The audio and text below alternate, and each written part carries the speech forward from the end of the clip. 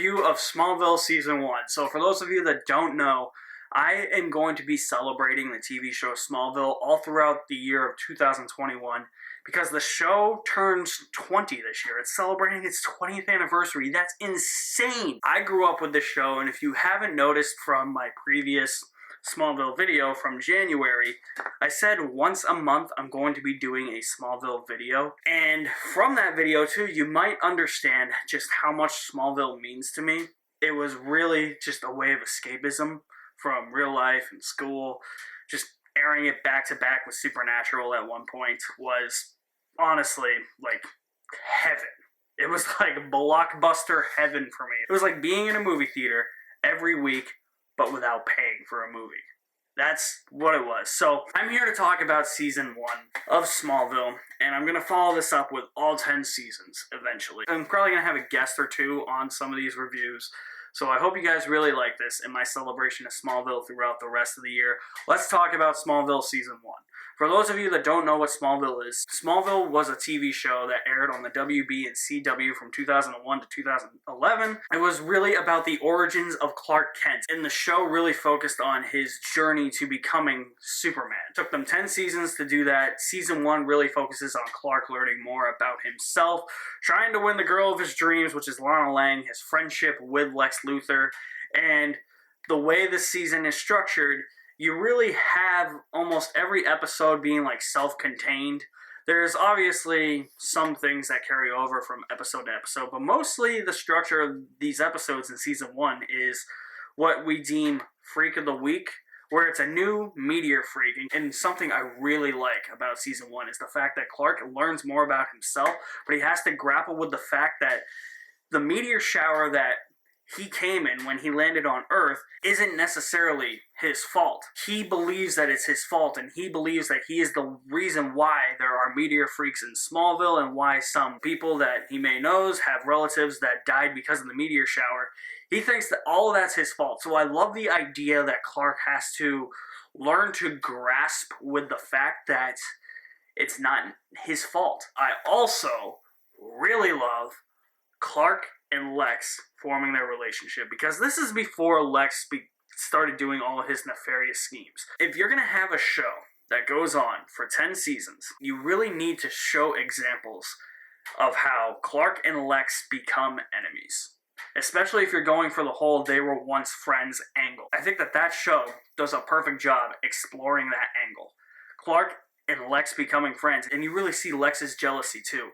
Another great foundation for the minor footsteps that will eventually beset Lex onto his journey to become a madman. His jealousy of the Kents as a family, Jonathan Kent's hatred for him, Lex's hatred for his own father, his father basically neglecting him. The foundation is there. It's just even more enormous. It's more magnified in later seasons. I love the stepping stones. That's the thing. The stepping stones with Lex, the stepping stones with Clark, discovering his abilities, more about his life on Krypton and where he came from.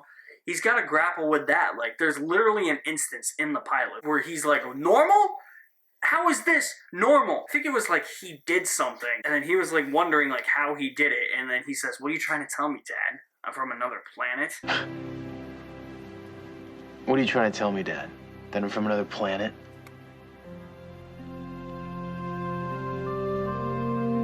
I suppose you stashed my spaceship in the attic. Actually, it's in the storm cellar.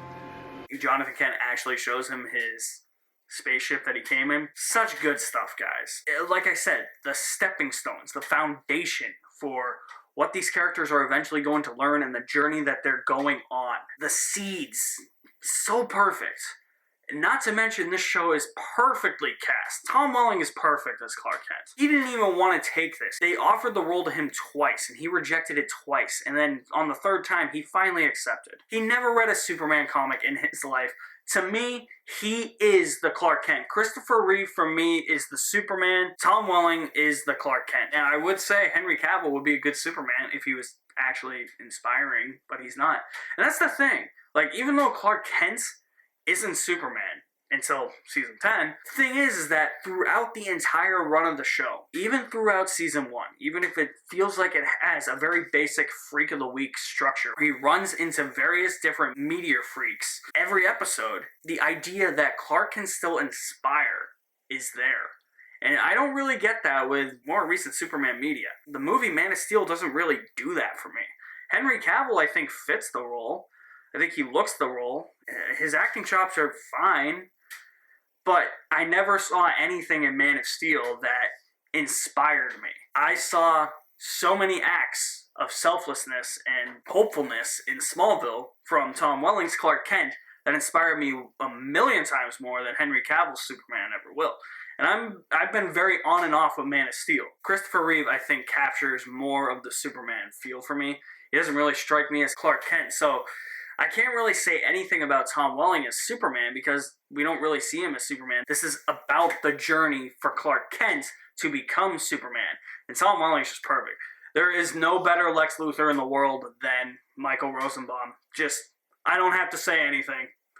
Once you watch him, you'll be like, yep, anything great that has ever been said about Gene Hackman as Lex or any other Lex, not Pipsqueak, Rosenbaum just completely usurps them. Like, it's kind of like how people feel about Daniel Craig as James Bond. They're like, he either is equal to or is better than Sean Connery. Me, I think he's equal to. But, like, there's that argument to be made there with Daniel Craig as Bond. Like, yeah, maybe he is as good as Sean Connery or better than Sean Connery. Who knows? That's the thing. Kristen Kruk as Lana Lang. Look, a lot has been said about Lana, but these early seasons, she's not annoying. This season, not so much, but later seasons, they actually try and give her more of a story, more of something to do, and give her better characterization. This season is just more like, oh, hey, she's the girl next door, and Clark's in love with her. He's been in love with her forever, and he's trying to score with her, but he can't because she's dating Whitney Fordman. So what are you, man or Superman? I haven't figured it out yet. Lana. There you are. But, I mean, she does a really good job at portraying girl next door. Yep. Couple scenes. I may have lost it when I was little. Episode 15. Definitely one of my first crushes, celebrity crushes, was Kristen Kruk as Lana Lang. Here's some other characters that aren't in the comics here. Chloe Sullivan, played by Allison Mack. I feel guilty for even mentioning her name in anything because, wow. I like the fact that she's this reporter. She's the head of the Smallville High newspaper. She's got this wall of weird with all these meteor freaks. Like I said, the actress herself would eventually fall onto that wall. And then you have Clark's best friend, Pete Ross, played by Sam Jones. What is up with all these Smallville actors getting into trouble in real life? Because he did too. My God. Jesus. Keep the legacy of the show alive. Don't taint it. Why are you doing this to me? Pete doesn't really have all that much to do. He kind of just plays third fiddle to Clark and Chloe a lot. Chloe kind of likes Clark. Clark doesn't really like her all that much. So it's a really weird friendship at first. Because Clark's mind is elsewhere. Now, I could see how people would be really bored with the first season of Smallville. Like I said, it follows the same basic structure, basically episode to episode. There's a little bit of world building and story structure mixed in, but for the most part, it is an episode structure that relies heavily on a new guest star every week who plays this meteor freak that got their supernatural powers from the meteor storm that was caused by Clark's arrival on Earth. I can see, especially for a 21 episode season, it can get a bit tedious trying to keep up with all of that and going through the same motions every episode. Gets a bit tiresome after a while. Not to mention, a lot of people find these early seasons boring, especially this one, not just because of that structure, but because they're in high school. There is some really early 2000s high school teenage drama, romance, gossip, any adjective to describe any of that in this show, especially this season. And in ways, it does hinder this season.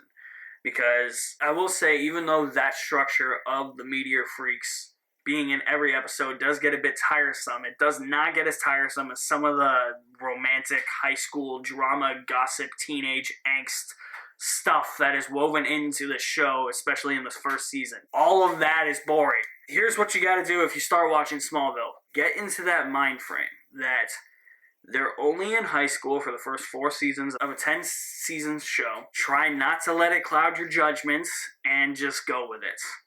That's really what you gotta do, because it's honestly really nothing new in that regard. It honestly feels like it's following off of like old 90s like sitcoms, but just now in like a drama / sci-fi show setting. It's definitely early 2000s stuff here. So those are really the 2 main complaints I have with season 1, and they're not really huge complaints for me. I feel like they're more complaints with fans of the show who are just like, that's too much for me. And the media freak stuff, I can definitely see from a narrative standpoint in terms of structure how it could be tiresome after a while. I really enjoy season 1. Favorite episodes, pilot's really good. Amy Adams was in an episode before she was Lois Lane in Man of Steel and BVS, so that's interesting. That episode, I think that's called Craving. That's a really good episode. Hothead, the one with the football coach. What's the matter, coach? It's in the jeans! Ah, man, such a classic episode. Oh, now I'm thinking about it now. I'm like, these episodes are classics. The one with the old lady, I forget what it's called. Some of these episodes, because they're all one-word titles, so it's like, what are these episodes called? Like, I don't know how they kept up with the one-word titles for 10 seasons, for episodes. I forget what it's called. It's the one where Clark, Lana, and Lex volunteer at, like, the elderly shelter, and there's, like, that elderly lady that can, like, predict the future, and she tells Lex what his future is, and then Lex asks her a question, and she dies because she saw Lex's future. That's a great episode. The season finale, one of my favorite season finales in Smallville. It's so good. There's definitely more, but those are just a couple of highlights. Oh, Bug Boy. I forgot Bug Boy was it. What episode's that? I forget. I know that Bug Boy's here because he comes back in season 10 where it's like, nice, a little callback to season 1. I like that. Yeah, the episode with Bug Boy is great too. Yeah, those are just a few highlights of the episodes. I really do like season 1, but I can see from a narrative standpoint, the whole Freak of the Week structure can get a bit tiresome, and you definitely have to deal with that, like, high school, teenage, romantic drama, gossip, bullshit that all these early 2000 shows tried to force on us, and shows after this tried to force on us too. So I can definitely see how people would get bored, but if you are new to Smallville, stick it out. It's worth it. It's not my favorite season of Smallville. It's actually kind of near the bottom just because of that, because it feels a little inconsequential, but it does enough for world building, setting those stepping stones and seeds for the journeys of our major characters and where they're going to go. It does a lot of that, and I have to commend them for that, because this could have been an absolute disaster. And Christopher Reeve gave it his blessing too, so that tells you a lot. The original Superman giving it his blessing. If you have seen Smallville Season 1, what did you think of Smallville Season 1? Drop me some feedback in the comment section below. I'll leave my link to my website in the description below as well. Looking to have some guests on to do these season reviews for Smallville. You guys are the best. Thank you for watching. My name is Alex Madden. I'll see you at the movies somewhere.